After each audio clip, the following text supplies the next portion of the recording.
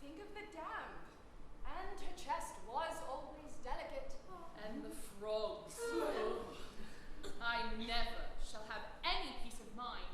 I know why Iolanthe went to live among the frogs. Then why not summon her and ask her? Why? Because if I set eyes on her again, I should forgive her at once. Then why not forgive her? 25 years. It's a long time. Think how we loved her. Loved her? What was your love to mine? Why, she was invaluable to me. Who taught me to curl myself inside a buttercup? Iolanthe. Who taught me to swing upon a cobweb? Iolanthe. Who taught me to dive into a dewdrop, to nestle in a nutshell, to gamble upon gossamer? Iolanthe. She certainly did surprising things. Oh, do come back to us, great queen, for your sake, if not for ours. Oh, I should be strong, but I am weak. I should be marble, but I am clay. Her punishment has been heavier than I intended. I did not mean that she should live among the frogs. And, well, it shall be as you wish.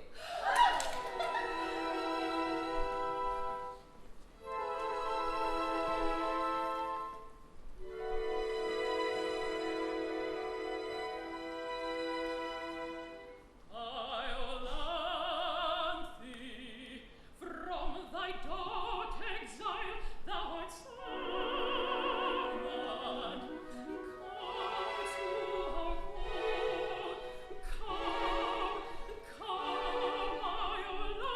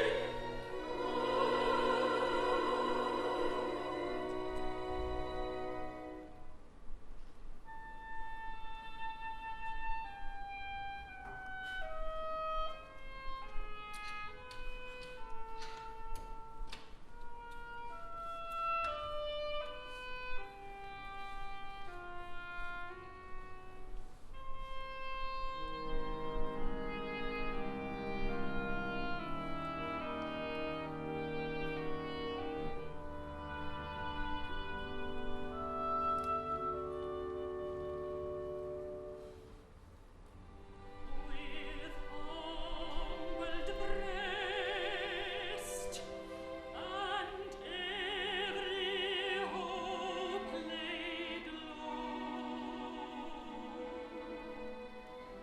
to thy behest, offended queen, I bow.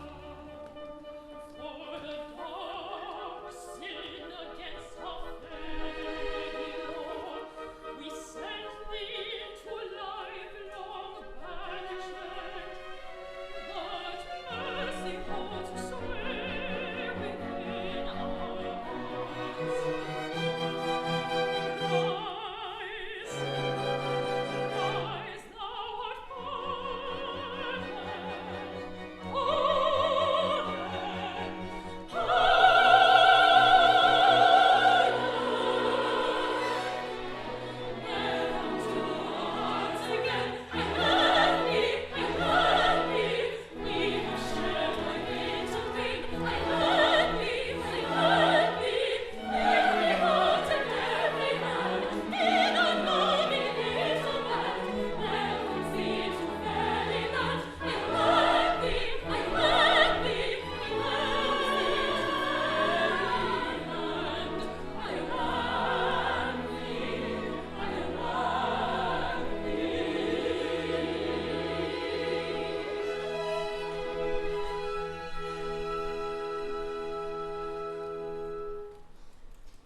And now tell me, with all the world to choose from, why on earth did you decide to live at the bottom of that stream?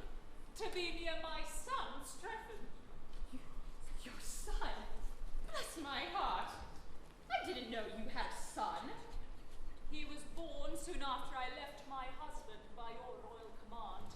He doesn't even know of his father's existence.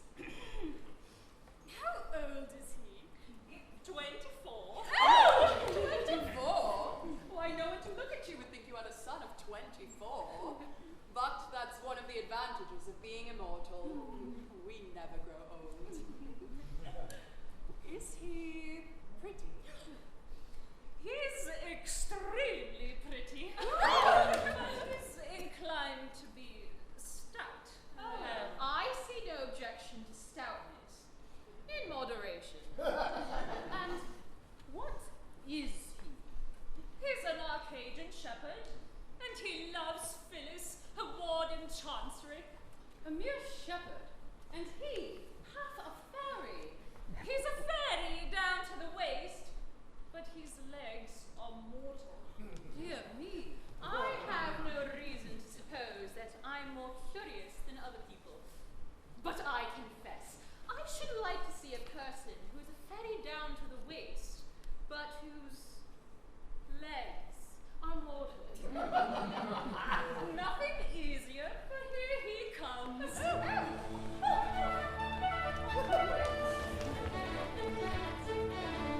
Good morrow, good mother. Good morrow, good morrow. By some means or other, pray banish your sorrow. With joy beyond telling, my bosom is swelling so joyed in a measure expressive of pleasure. For I'm to be married today, today. Yes, I'm to be married today. Yes, he's to be married today, today. Yes, he's to be married today.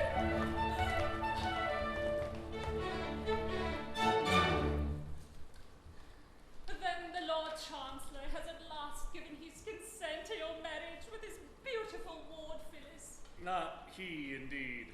To all my tearful prayers, he answers me, "A shepherd lad is no fit helpmate for a ward of Chancery." I stood in court, and there I sang him songs of Arcady, with flageolet accompaniment, in vain. At first he seemed amused, so did the bar, but quickly wearying of my song and pipe, he bade me get out.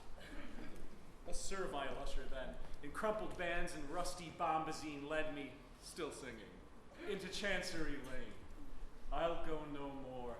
I'll marry her today, and brave the upshot, be what it may. But who are these?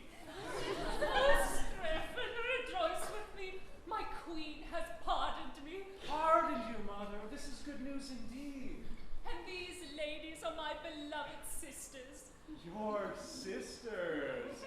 Then they are my aunts. Aunts. A pleasant piece of news for your bride on her wedding day. Hush, my bride knows nothing of my fairyhood.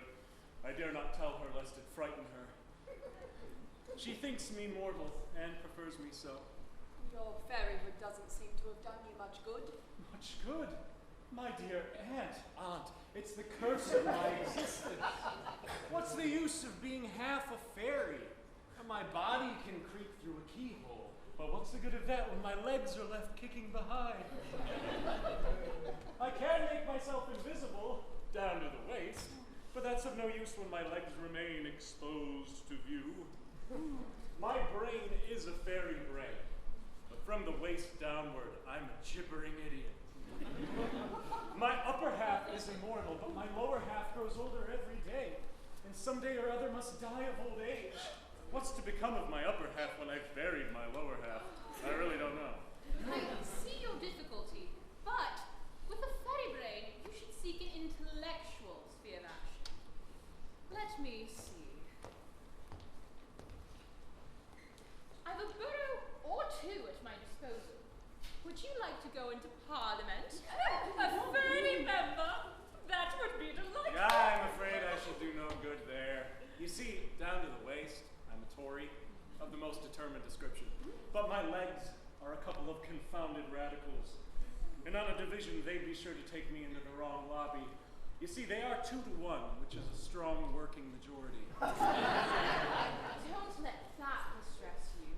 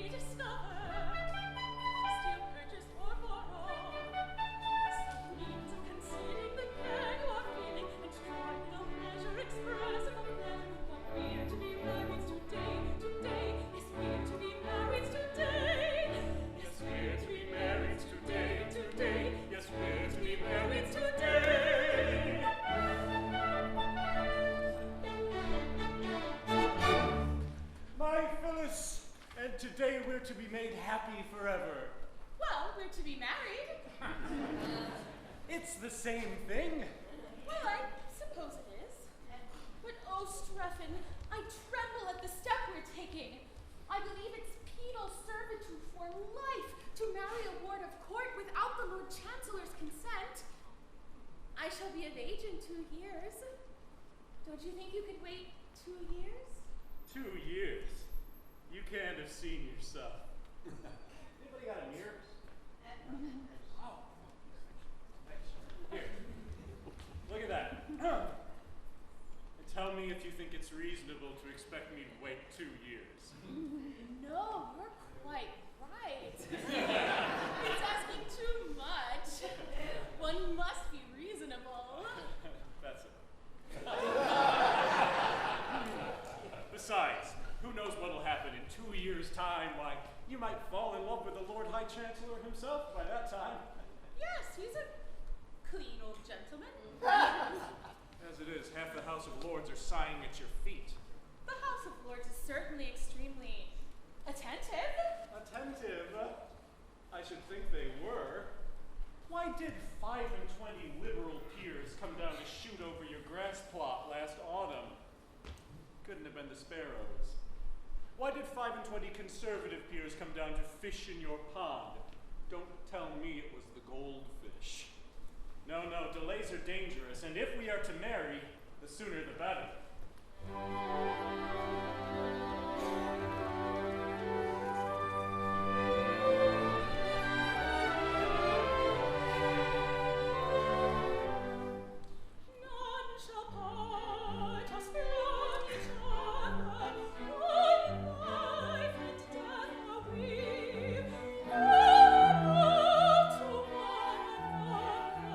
I to thee and thou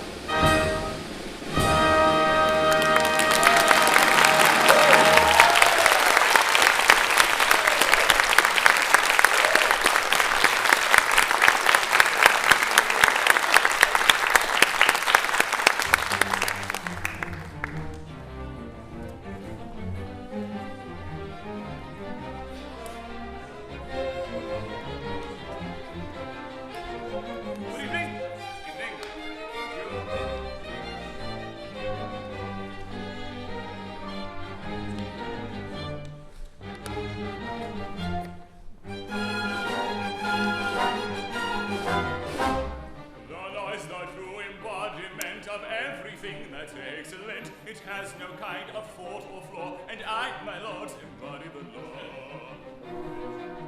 The constitutional guardian eye of pretty young wards in Chancery, all very agreeable girls, and none are over the age of 21. A pleasant occupation for a rather susceptible chancellor. A pleasant occupation for a rather susceptible chancellor. But though the compliment implied inflates me with legitimate pride, it nevertheless can't be denied that it has its inconvenient side. I'm not so old and I'm not so plain, and I'm quite prepared to marry again. But there'd be the deuce to pay in the lords if I fell in love with one of my wards. Which rather rise my temper, for I'm such a susceptible chancellor. Which rather rise his temper, for he's such a susceptible chancellor. And everyone who'd marry a ward must come to me for my accord, and in my court I sit all day, giving agreeable girls away. With one for him, and one for he, and one for you, and one for ye, and one for thou, and one for thee. But never, oh never, oh one for me. Which is exasperating for the highly susceptible chancellor. Which is exasperating for the highly susceptible chancellor.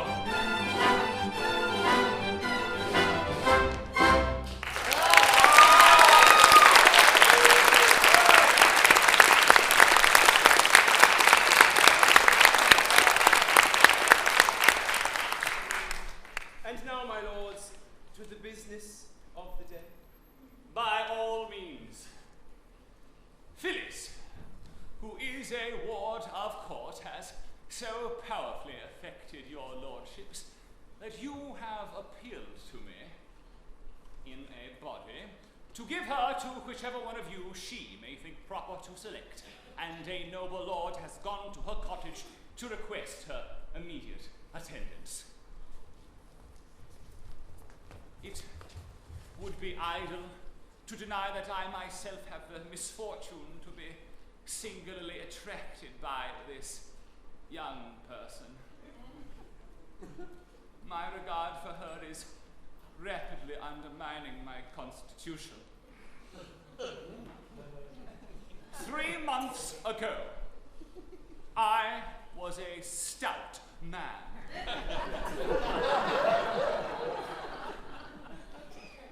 I need say no more. If I could reconcile it with my duty, I should unhesitatingly award her to myself. For I can conscientiously say that I know no man so well fitted to render her exceptionally happy. But such an award would be open to misconstruction, and therefore at whatever personal inconvenience, I waive my claim. My lord, I desire on the part of this house to express its sincere sympathy with your lordship's most painful position.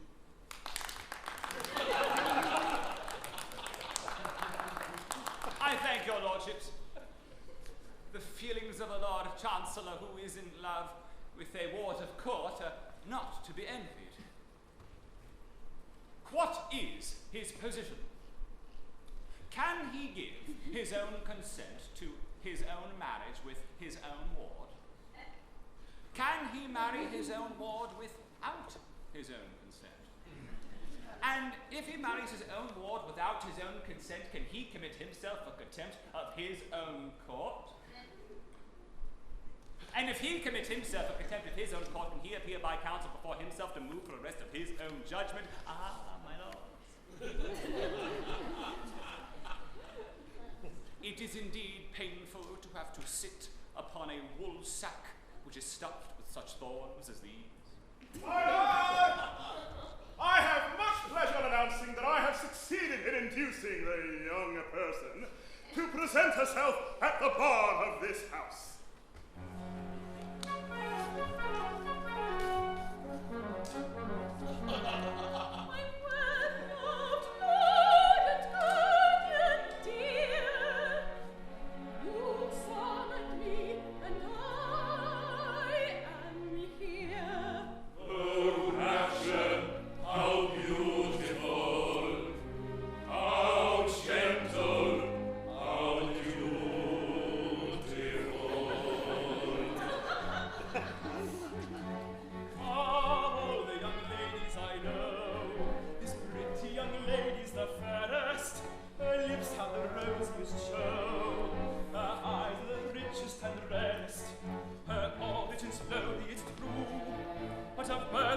conversation I've plenty. I've grammar and spelling for 2, and blood and behavior for 20. It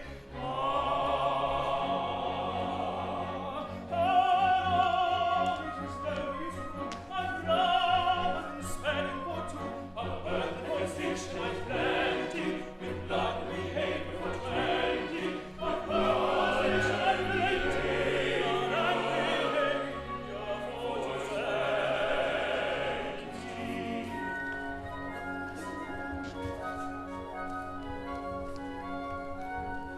Though the views of the house that I heard are every conceivable motion, all questions of party are met in a frenzy of love and devotion. If you ask us distinctly to say what party we claim to belong to, we reply without doubt or delay, the party we're singing this song to.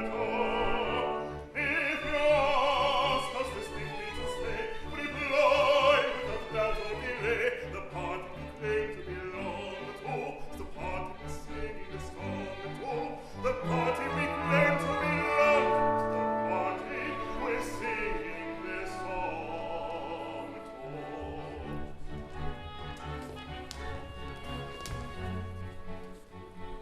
I'm very much pained to refuse, but I'll stick to my pipes and my tables. I can spell all the words that I use, and my grammar's as good as my neighbours. As for birth, I was born like the rest.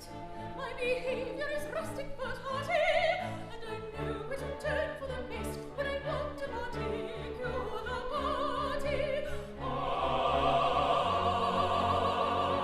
For the station is one of the best. I suppose she was born like the rest. She knows what to look for her hearty. When she wants a particular party, she knows where to go Whenever I want for her party.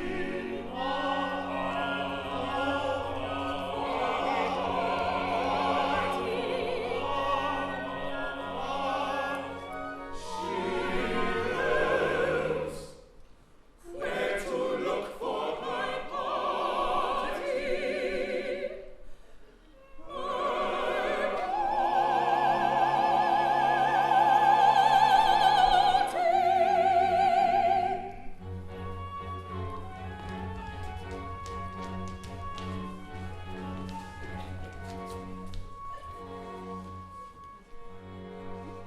Well,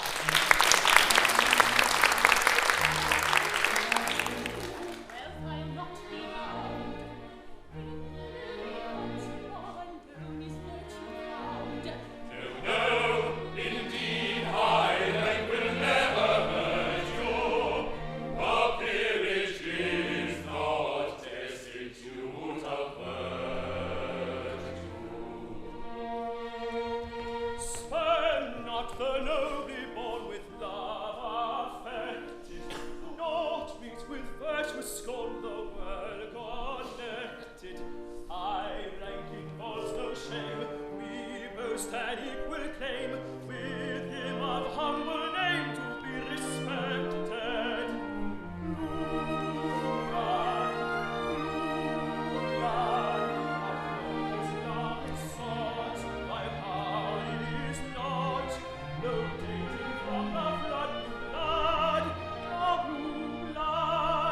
When virtue's love is sought, thy power is not, rotating from the flood.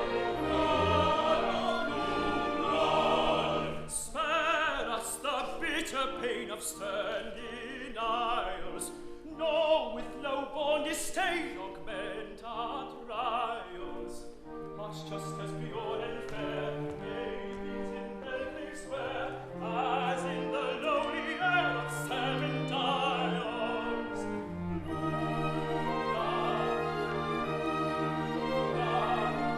What of it now to serve us now, rotating from the flood. Of what availeth thou to serve us now,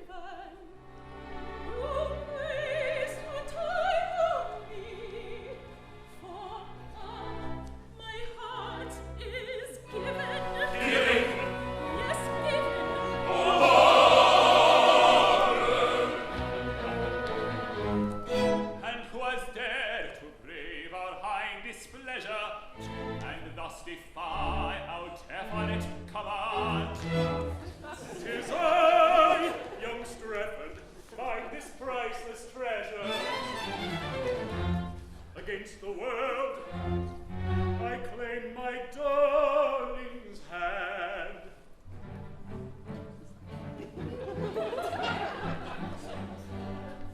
A shepherd I, A shepherd he, of our gate die, of Arcady, betrothed are we, betrothed are they, and mean to be espoused today. A shepherd he, of Arcady, a shepherd he, of Arcady, betrothed are they, and mean to be espoused today. Neath this law, was this half of dagger, though we momentary stagger. In each heart, proud are we innately, let's depart, dignified and stately. Let's depart, dignified and stately, dignified and stately, dignified and stately, dignified and stately, dignified and stately, dignified and stately.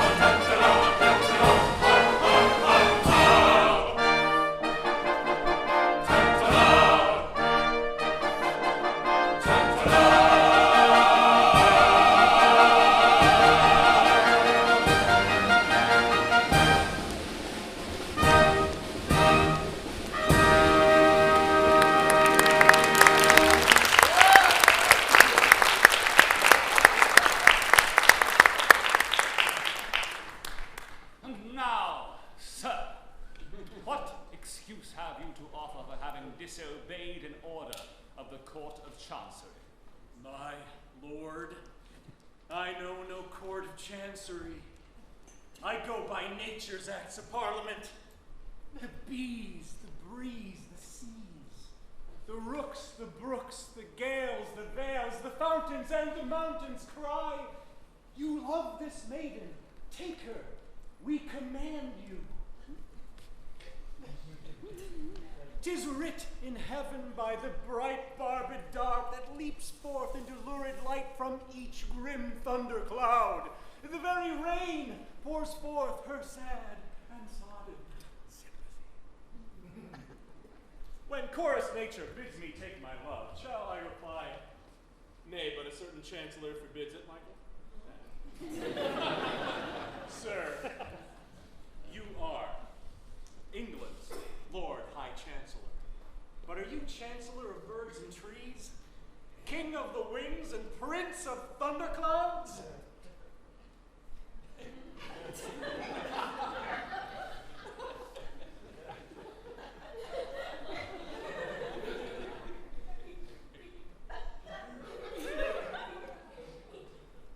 No. It's a nice point. I don't know that I ever met it before, but my difficulty is that at present there's no evidence before the court that chorist nature has interested herself in the matter. No evidence, but you have my word for it. I tell you, she bade me take my love. My good sir, you mustn't tell us what she told you. It's not evidence. Now, an affidavit from a thunderstorm or a few words on oath from a heavy shower would meet with all the attention they deserve. And have you the heart to apply the prosaic rules of evidence to a case which bubbles over with poetical emotion? Distinctly. I have always kept my duty strictly before my eyes, and it is to that fact that I owe my advancement to my present distinguished position.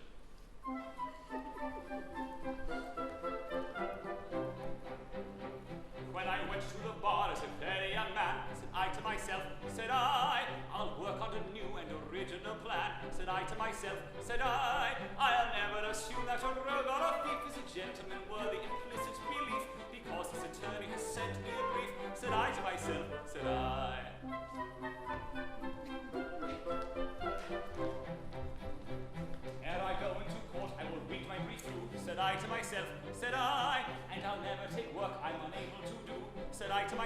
said I, my learned profession I'll never disgrace by taking a fee with a grin on my face when I haven't been there to attend to the case, said I to myself, said I.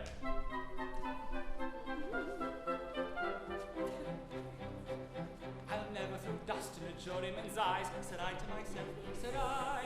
Or hoodwink a judge who is not overwise, said I to myself, said I. Or assume that the witness is summoned in force and exchequer Queen's Bench, common pleas or divorce have perjured themselves as a matter of course, said I to myself, said I.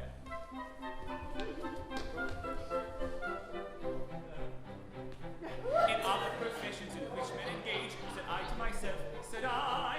The army, the navy, the church, and the stage.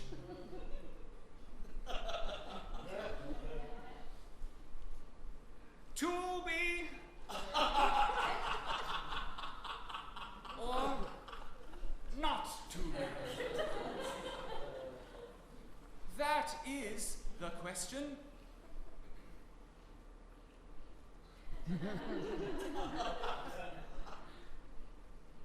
Said I to myself, said I, professional license it carries too far, your chance of promotion will certainly mar, and I fancy that rule might apply to the bar, said I to myself, said I.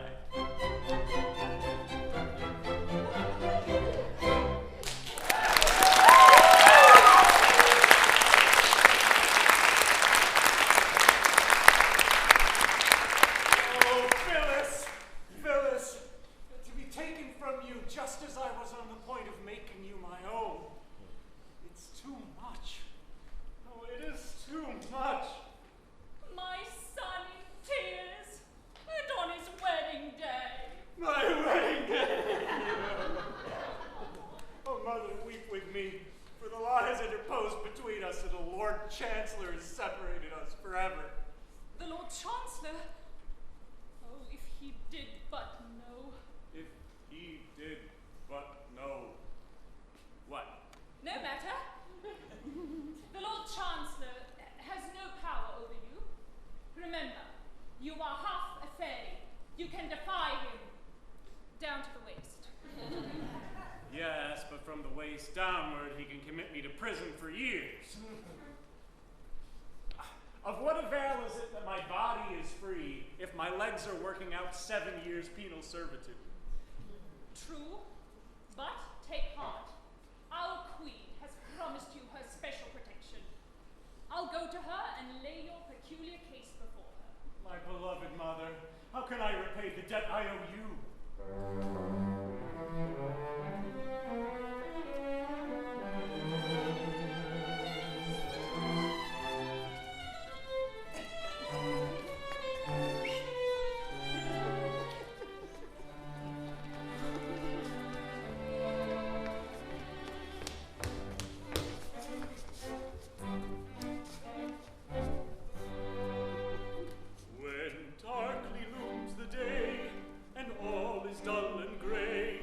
Chase the gloom away on thee I'll call. What was that? I think I heard him say that on a rainy day, to while the time away on her he'd call. We think we heard him say that on a rainy day, to while the time away on her he'd call.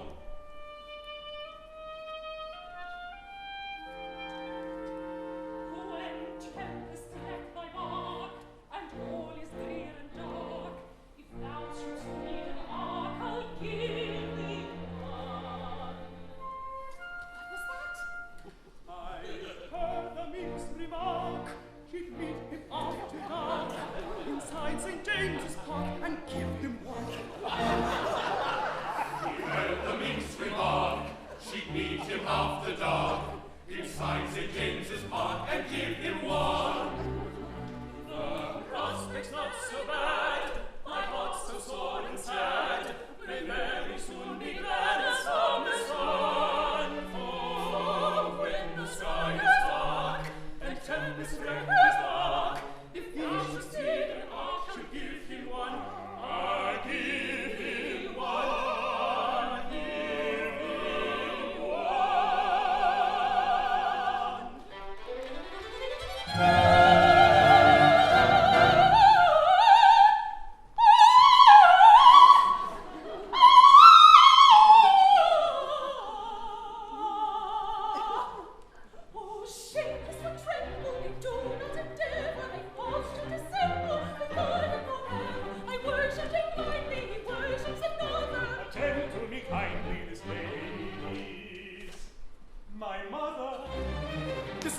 is his what? This lady is my mother. This lady is his what? He says she's his mother.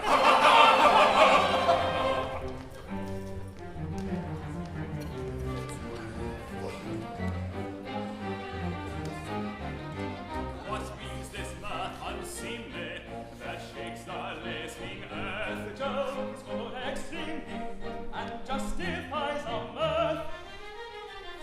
This gentleman is seen with a maid of 17, taking of his dolce far niente.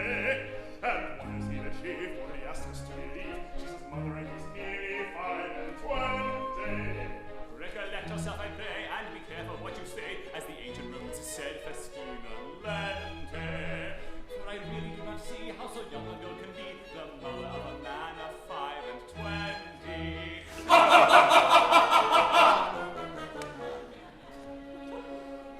My lord, Of evidence I have no dearth.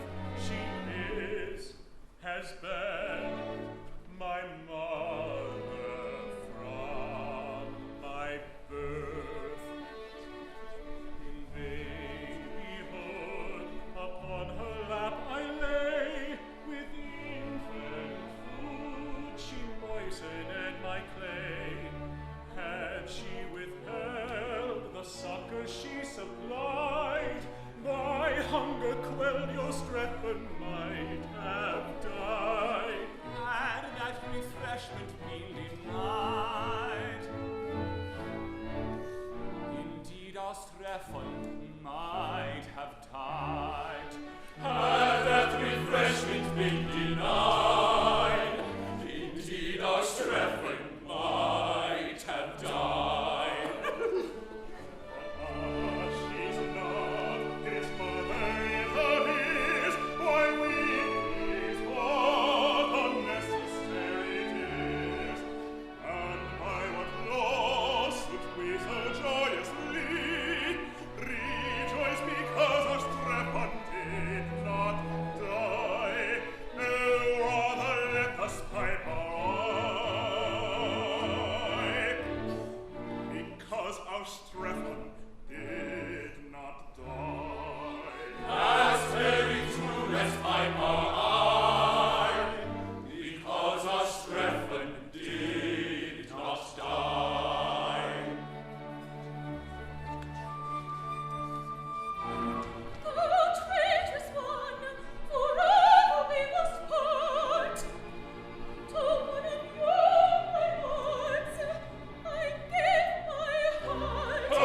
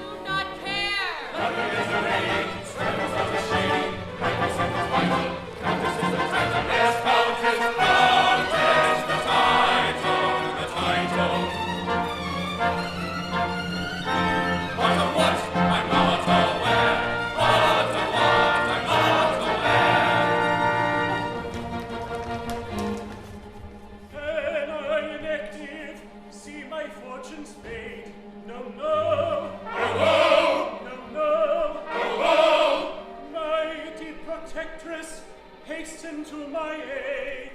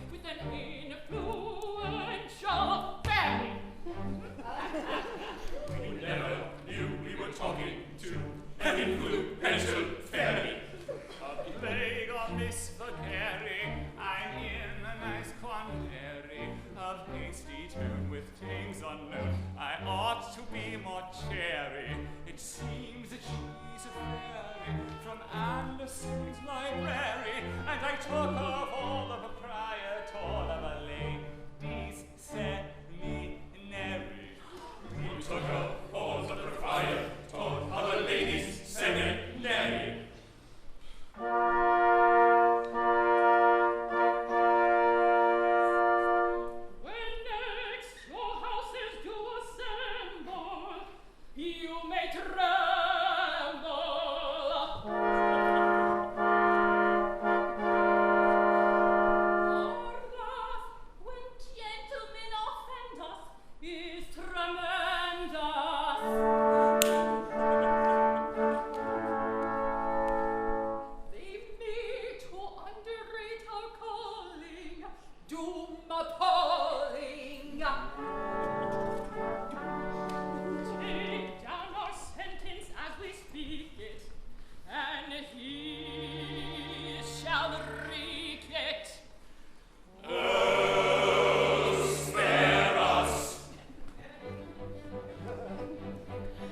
strife on castaway, crooks and pipes and rings so gay, flocks and herds that bleed him low. Into Parliament you shall go. Into Parliament he shall go, backed by their supreme authority. He'll command a large majority. Into Parliament, Parliament, Parliament, he shall go. Into Parliament he shall go. Into Parliament, Parliament, Parliament, he shall go. Into Parliament he shall go.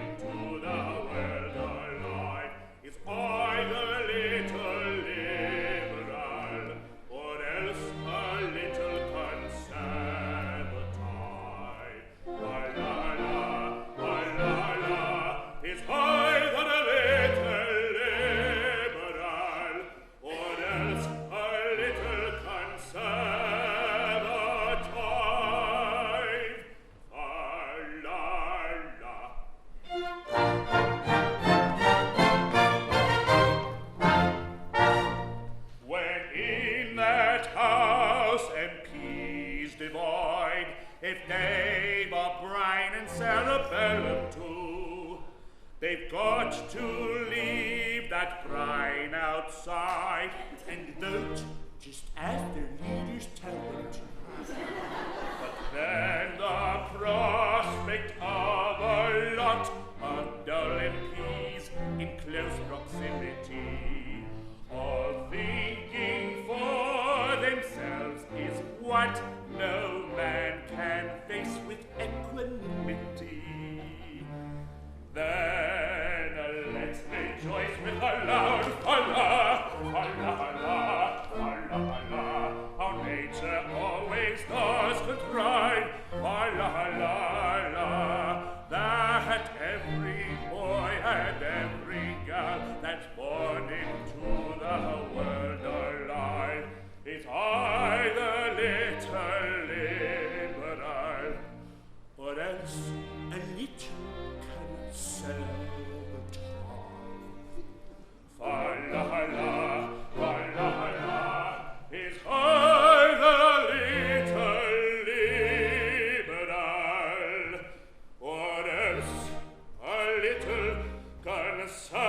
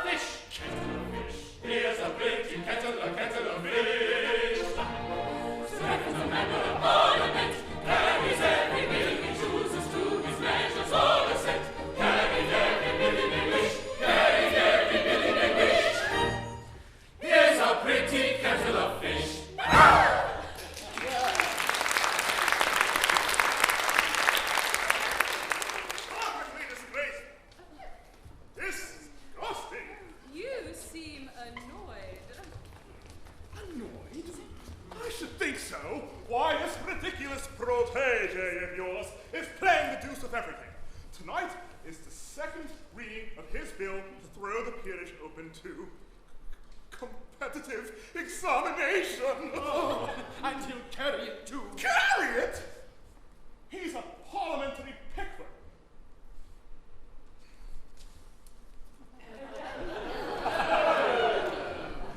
He carries everything. Yes, if you please. That's our fault. The deuce it is. Yes, we influence the members and compel them to vote, just as he wishes them to. It's our system. It shortens the debates. Well, but think about what it all means. I don't so much mind for myself, but with a house of peers with no grandfathers worth mentioning, the country must go to the dogs. Oh. I suppose it must. I don't want to say a word against brains. I have a great respect for brains. I often wish I had some myself. But with the House of Peers thrown into people specifically of intelligence, what's to become of the House of Commons? I never thought of that. This comes of women interfering in politics. It so happens that if there's an institution in Great Britain which is not susceptible of any improvement at all, it is the House of Peers!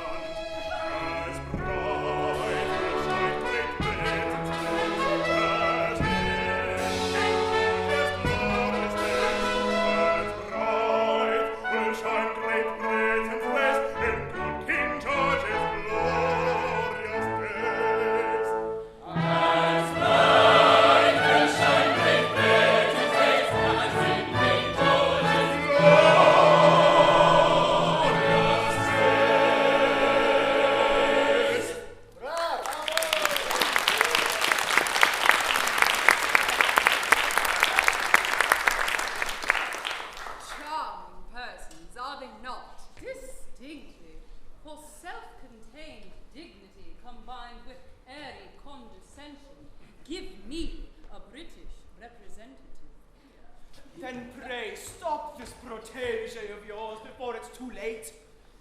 Think of the mischief you're doing. Oh, but we can't stop him now. Oh, they love me. Oh, why did you go and defy us, you great geese? Leaning towards you, plead, don't go. Your prayers we do not heed, don't go. It's true we sigh, and suppose a tearful eye for evening shows. Oh no! We're there.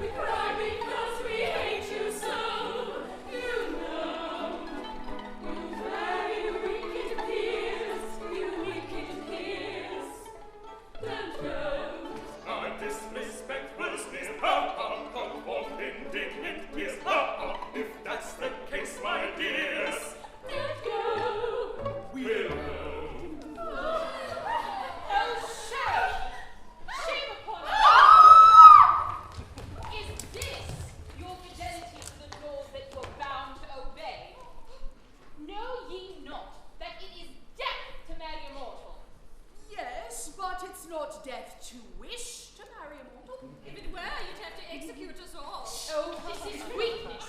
Subdue it. Oh, we know it's weakness, but the weakness is so strong. We are not all as tough as you are. Tough? Do you suppose that I'm insensible to the effect of manly beauty? Look at that man. Perfect picture. Who are you, sir? Private Gilbert Sullivan Willis III, the Company, 1st Grenadier Guards. You are a very fine fellow, sir. I am generally admired. I can quite understand it. Now, here is a man whose physical attributes are simply godlike. That man has a most extraordinary effect upon me. If I yielded to natural impulse, I should fall down and worship that man. But I mortify that inclination. I wrestle with it, and it lies beneath my feet. This is how I treat my regard for that man.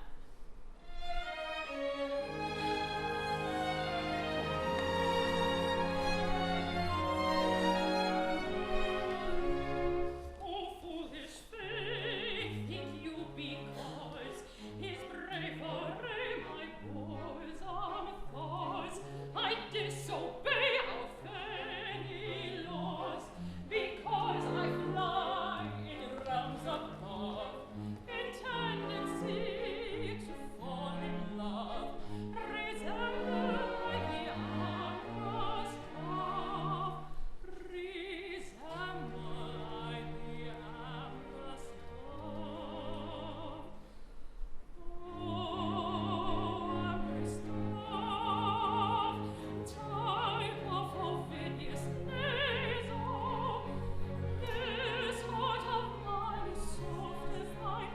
Oh, I dare not say so. Oh, amorous dove, type of Ovidius Naso, this heart of mine is soft as thine. Oh, I dare not say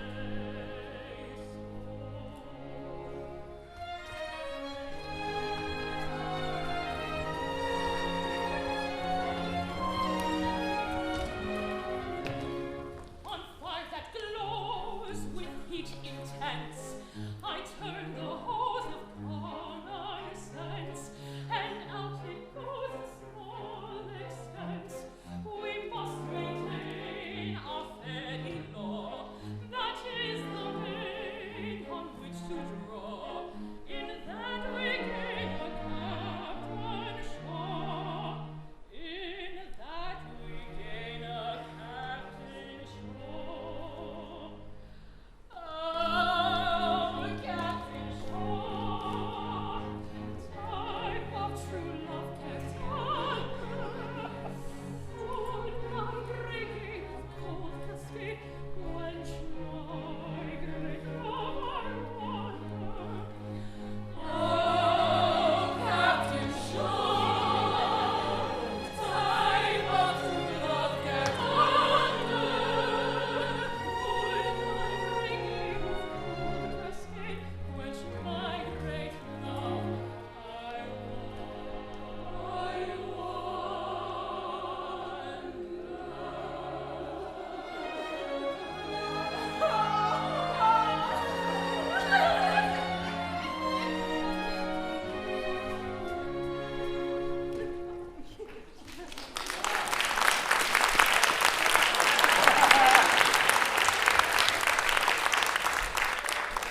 I can't think why I'm not in better spirits. I'm engaged to two noblemen at once. That ought to be enough to make any girl happy. But I'm miserable. And don't suppose it's because I care for Strephon, for I hate him.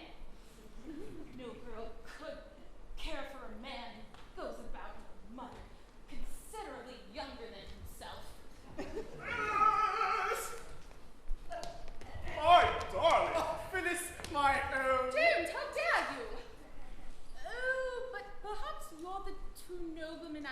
engaged to? I am one of them. I am the other.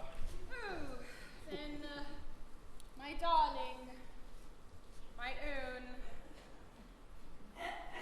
Well, have you settled which it's to be? Not altogether. It's a difficult position. It would be hardly delicate to toss up. On the whole, we would rather leave it to you. How can it possibly concern me? You are both earls, and you are both rich, and you are both plain.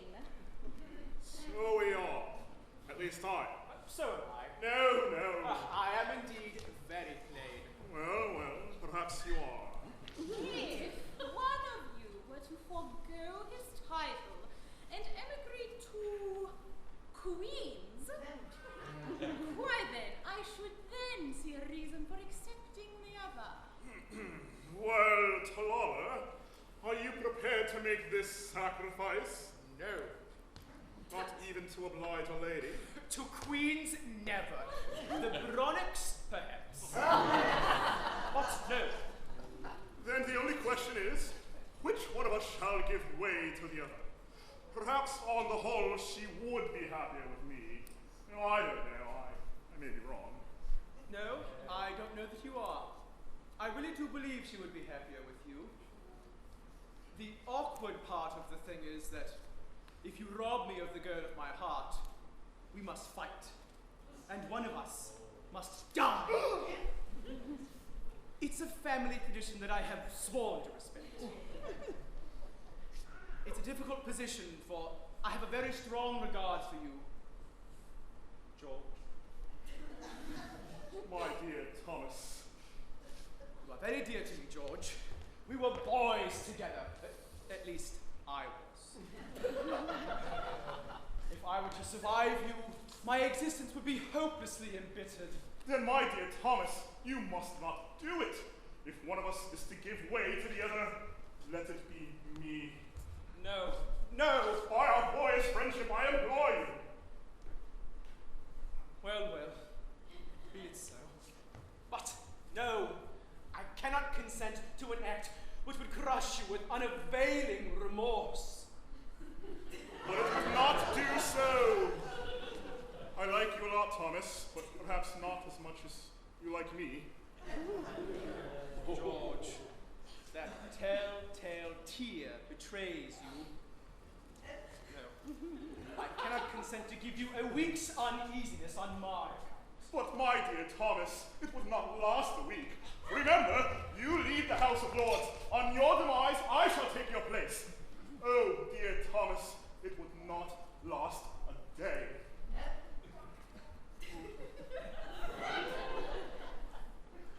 Now, I do hope you're not going to fight over me. Well, I don't believe we will. We won't. The sacred ties of friendship are paramount. Though perhaps I may incur your blame, the things are few I would not do in friendship's name. And I may say I think the same, not even law should rank above true friendship's name. Then free me, pray me, mind the blame. Forget your praise and go your ways in friendship's name. In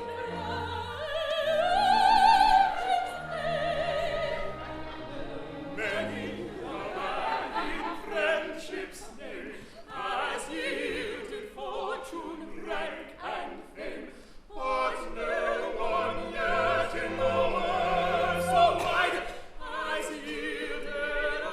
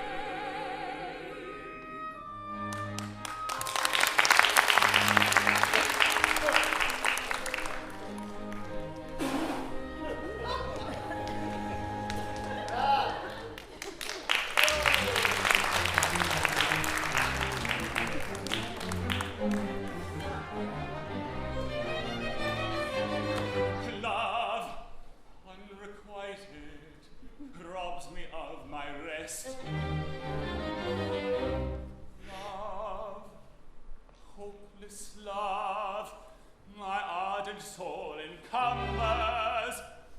Love, nightmare-like, lies heavy on my chest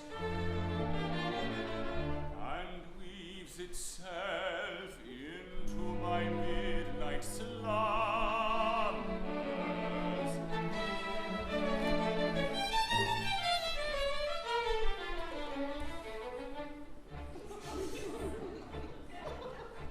When you're lying awake with a dismal headache and repose is too moved by anxiety, I conceive you may use any language you choose to indulge in without impropriety.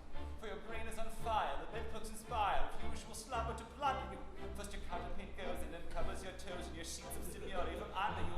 Then the blanket tickles you feel like mixed pickles so terribly sharp as the pricking. And your heart and you cross and you tumble and toss to as nothing twixt you and the ticking. And the bedclothes all creep to the ground and you pick them all up in a tangle. Next your pillow resigns, it politely declines to remain at its usual angle. Where you get some repose in the form of a doze with hot eyeballs and head ever aching. But your slumbering teams of such horrible dreams that you'd very much better be waking. For you dream you're crossing the channel and tossing about in a steamer from Harwich, which is something between a large bathing machine and a very small second-class carriage. And you're giving a treat penny icicled meats to a party of friends and relations. They're around on a sword and they all come on board as the square at South Kensington stations. And out on that journey you find your attorney who started that morning from Devon. He's a bit undersized and you don't feel surprised when he tells you he's only 11. Well, you're driving like mad with a singular lad. By the by, the ship's now a four-wheeler. And you're playing card games and he calls you bad names when you tell him that ties me the dealer. But this you can't stand, so you throw up your hand and you find her as cold as an icicle. And you're shut in the socks back simple but tossing Salisbury playing on a bicycle. And he and the crew are on bicycles too, which they've somehow or other invested in. And he's telling the tars of the particulars of a company he's interested in. It's a scheme of devices to get at low prices on goods and missions to cables, which tickled the sailors by treating retailers as though they were all vegetables. You painted his face into cards, small traders must take off his boots with a boot tree, and his face will take root, and his fingers will shoot till they blossom and bud like a fruit tree. And the green goes a tree will get grapes and green pink cauliflower, pineapple and cranberries, while the pastry can plant cherry brandy and garage, yellow puffs and corners and banberries. The shares at a penny and ever so many are taken by Rothschild and Berry. And just as a few are allowed to take you awake with a shudder of despair. You're regular wreck with a crick in your neck and your one you snarl for your heads on the floor and your needles and pins in your souls, your sins and your flesh and your green movie and lemons and you travel your toes in the flying and some fluff in your lung and a feverish tongue and a nurse and the tent and a general sense that you have a misfit globe. But the darkness has passed and it's daylight at last and the night has been long. Ditto, my song. And thank goodness they're both of them over.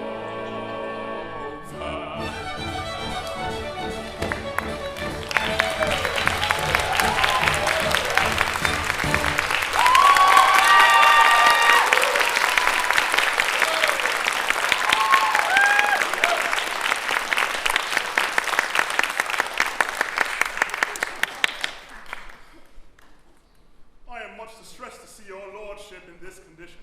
My lords, it is seldom that a Lord Chancellor has reason to envy the position of another, but I am free to confess that I would rather be 2 earls engaged to Phyllis than any other half-dozen noblemen upon the face of the globe.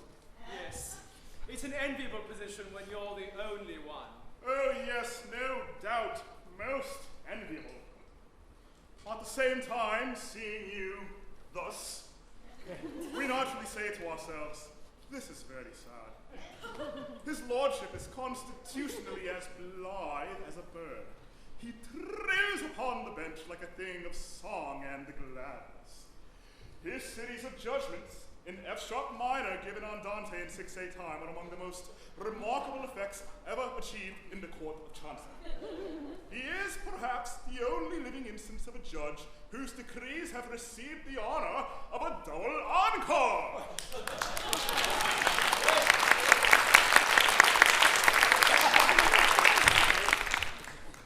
How are we to bring ourselves to do that which will deprive the court of Chancery of one of its most attractive features? I feel the force of your remarks, but I am here in 2 capacities. tis, my lords, and they clash, my lords. They clash.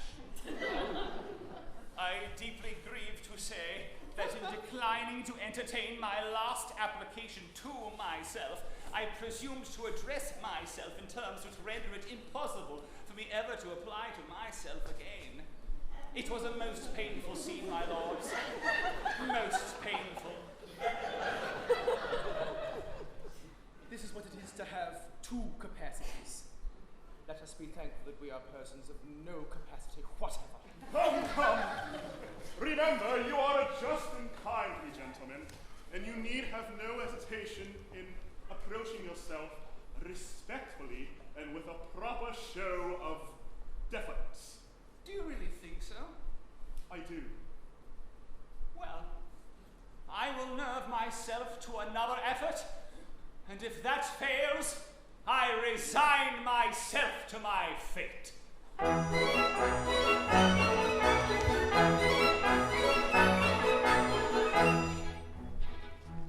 If you go in, you're sure to win. Yours will be the charming maid in law. The ancient saw, they but never one fair lady.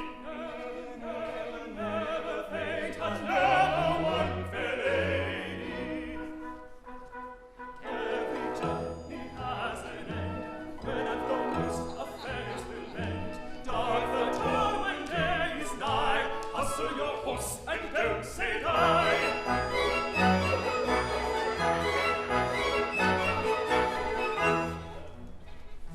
He who shies at such a prize is not worth a mother lady. He is so kind to bear in mind, fate hath never one fair lady. Never fate hath never one fair lady. While the sunshine fades your head, where our beauty sails away, here the lion is there, none but the brave deserve the fair.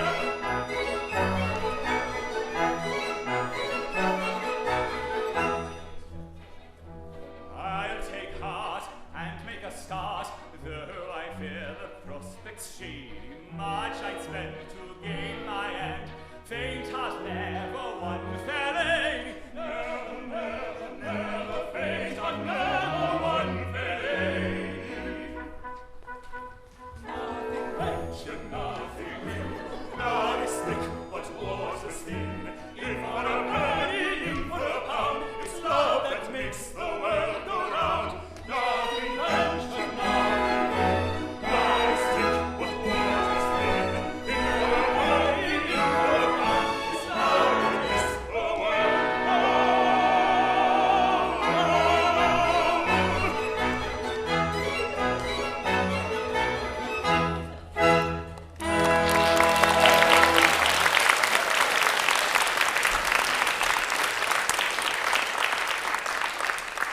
I suppose one ought to enjoy oneself in Parliament when one leads both parties as I do.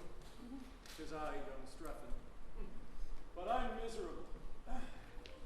Poor broken-hearted fool that I am.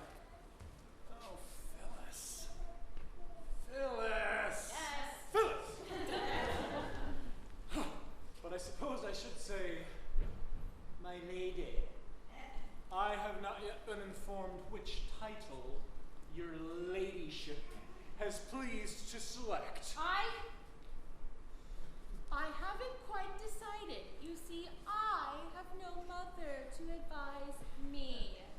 No, I have. Yes, a young mother. Not very. A couple of centuries or so. Oh, she wears well. She does. She's a fairy. I beg your pardon, a what? Well, I've no longer any reason to conceal the fact. She's a fairy. A fairy?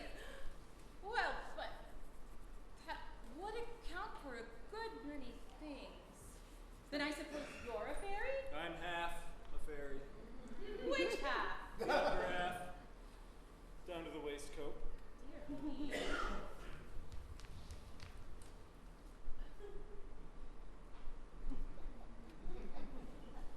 Don't do that.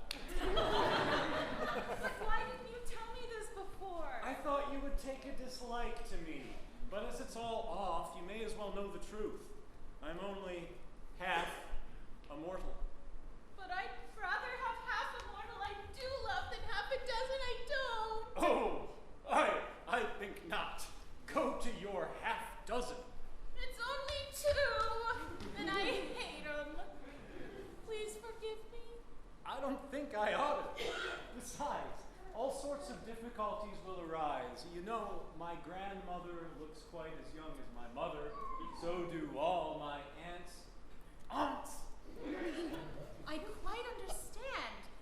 Whenever I see you kissing a very young lady, I shall know it's an elderly relative. You will? Then Phyllis, I think we shall be very happy. We won't take long.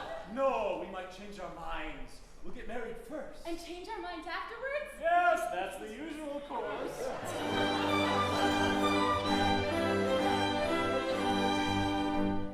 If we're weak enough to tarry ere we marry, you and I, on the feeling I inspire, you may tire by and by. For years with flowing coffers press their offers, that is why I'm sure we should not tarry ere we marry, you and I. If we're weak enough to tarry ere we marry, you and I, with the more attractive maiden to a maiden, you'll be fine. If by chance we should be parted, broken-hearted, I should die.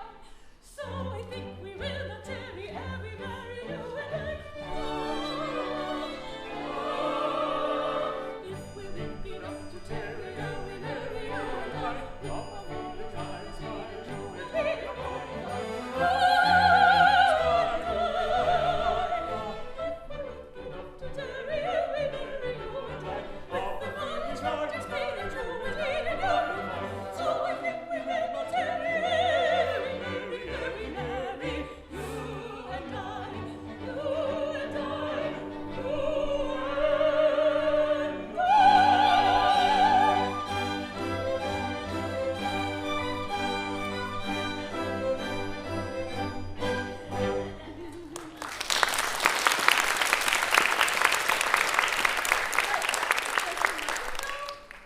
I mean, is she aware of our engagement?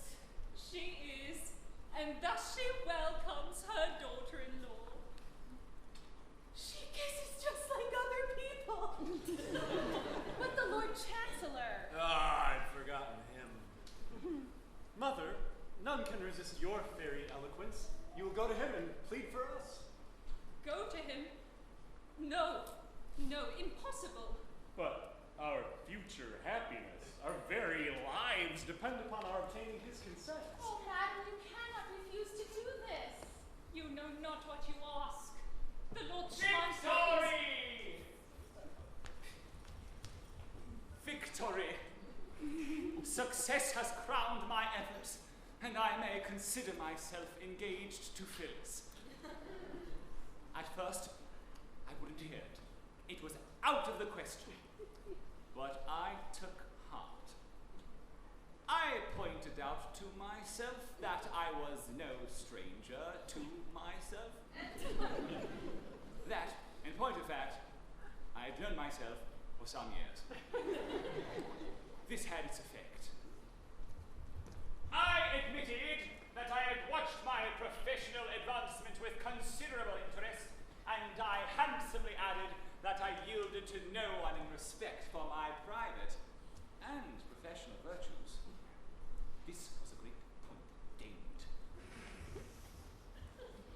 I then endeavored to work upon my feelings, conceive my joy, when I distinctly perceived a tear glistening in my own eye.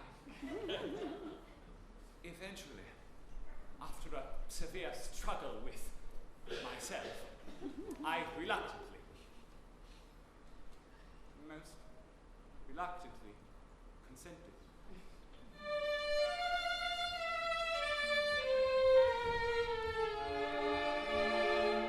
My lord, a suppliant at your feet I kneel.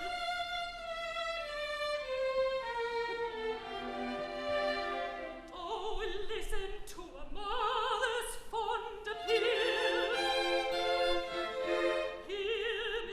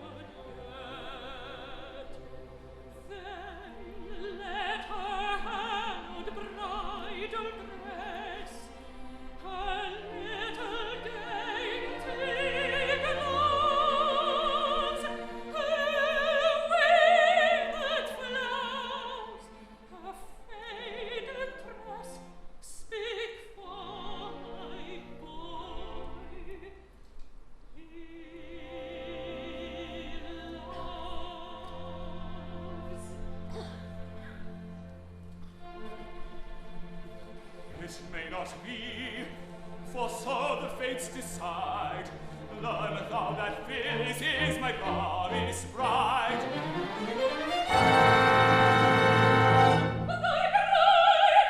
No, no.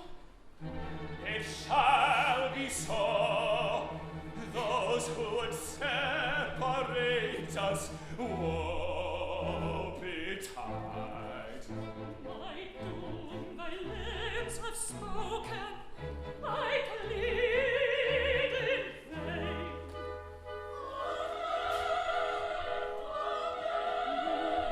A vow already broken, I break again. For him, for her, for thee, I yield my life. Behold, it may not be.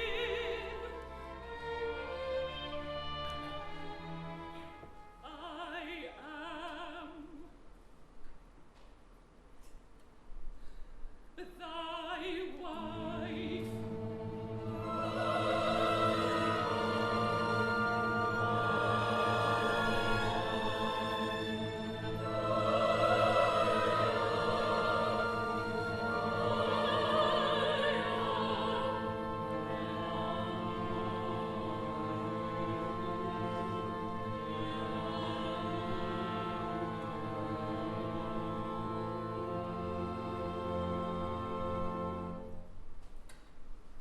Iolanthe, thou livest.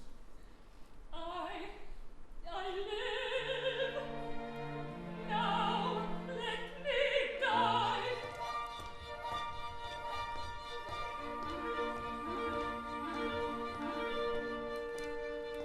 Once again thy vows are broken.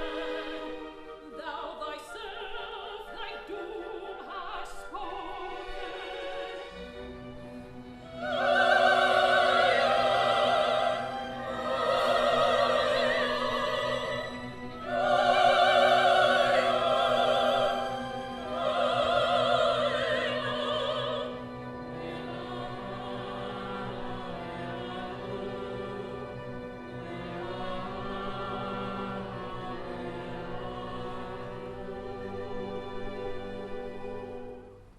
Bow thy head to destiny, death thy doom, and thou shalt die.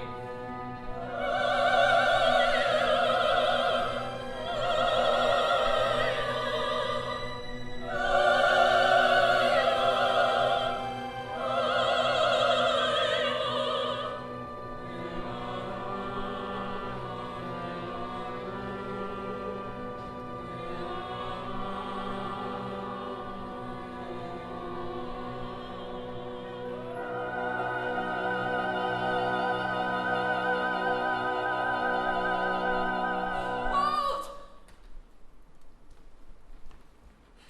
If Iolanthe must die, so must we all.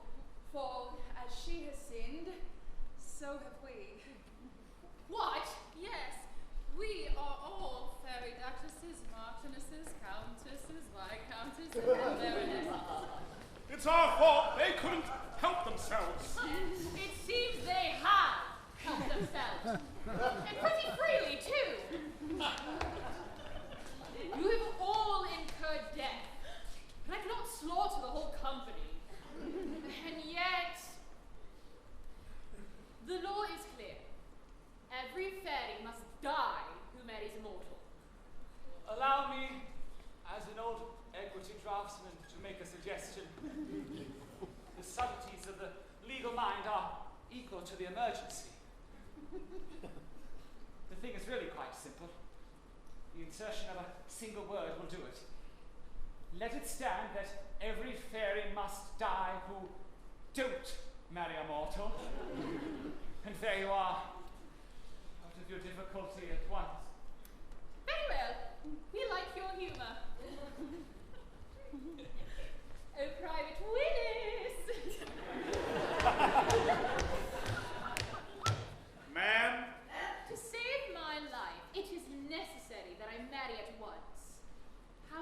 you like to be a ferry guardsman? Well, ma'am, I don't think much of the British soldier who wouldn't inconvenience himself to save a female in distress. You are a brave fellow. You are a ferry from this moment. And you, my lords, how say you? Would you like to join our ranks? Well, now that the House of Peers are to be recruited entirely from persons of intelligence, I really don't see what use we are down here. None whatever.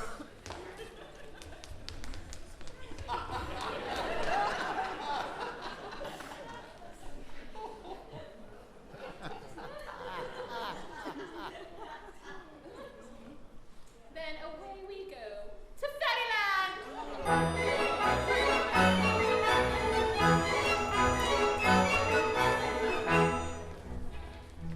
Soon as we may, off and away, we'll go into very happy are we.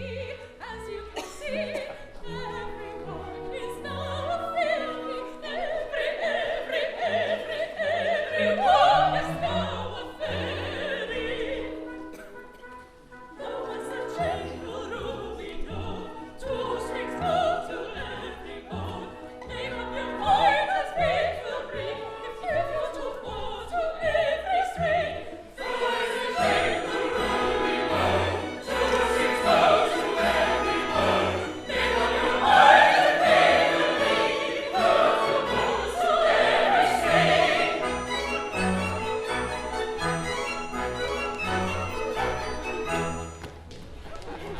Up in the sky, ever so high, pleasures come in endless series. We will arrange happy exchange, House of Peers for House of Peers. Peers, Peers, Peers, House of Peers for House of Peers. Up in the air, sky high, free from those in Chancery. He will be surely happier, for he's such a susceptible Chancellor. Up in the air, sky high,